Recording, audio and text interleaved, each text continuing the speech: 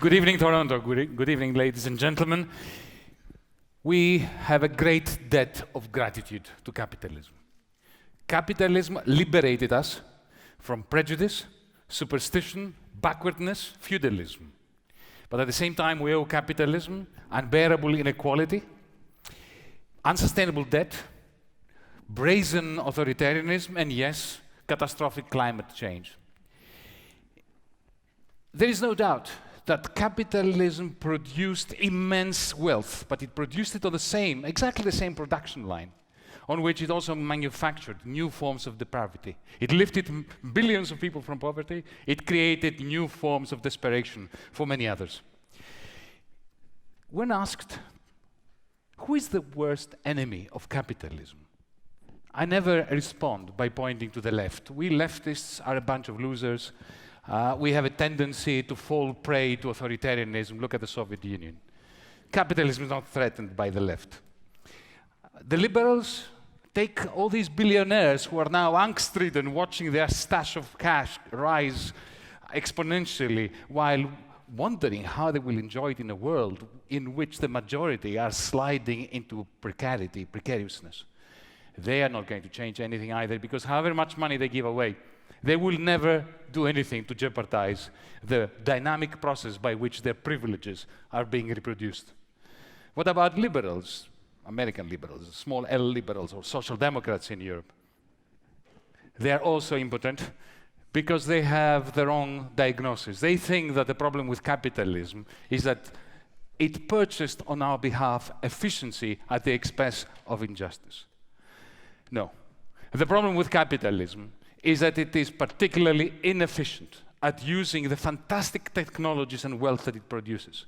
The problem with capitalism at the moment is that it is seriously undermining itself, and by undermining itself, being itself's worst enemy, it is undermining humanity's capacity to share prosperity on planet Earth. Remember the Soviet Union, that awful contraption? It had as much to do with the principles of socialists as today's really existing capitalism has with free market ideology. None whatsoever. We do not live in a small town front porch community where the butcher, the brewer, and the baker, through pursuing the self-interest, are pursuing the common good. That is not the world we live in. We live in a very, very different kind of world. We live in a really existing capitalism which is against free markets. It has been against free markets since the invention of electromagnetism, which gave rise to the Edisons, to the Fords, to the grids, to the network companies, mega companies, the big business cartels that were fantastic at usurping states, replacing markets, and fixing prices against the interest of their own supposed ideology. It is anti-liberal. It is compelling young people today to think of themselves as brands and to try to develop themselves as brands instead of as human beings, if they are not obliged to work zero-hour contracts under wages that make the idea of personal freedom, personal space, and personal development a cruel joke. Really existing capitalism today is utterly inefficient. Think of the mega banks that were necessary to fund the mega corporations, how they have created fictitious capital based on mountain ranges of debt, of unsupportable debt, which periodically goes into a spasm. Think of what has been happening since the financial collapse of 2008, where we have a world today where we have the highest level of savings in the history of humanity and the lowest level of investment in the things that are essential for human dignity and for the planet.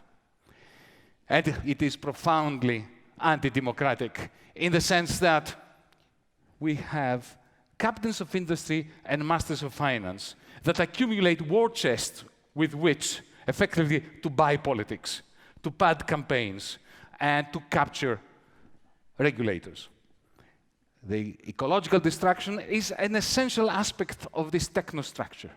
If you think about it, markets were never designed to produce public goods like the environment. They were only designed to create private goods.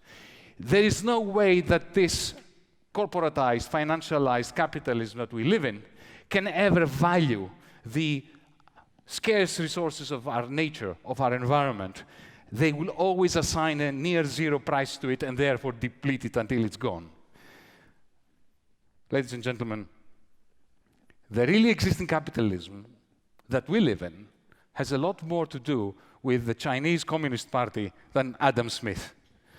It is based on this grand divide between those who work in corporations but have no power and those who have power but do not work in the corporations that have the power.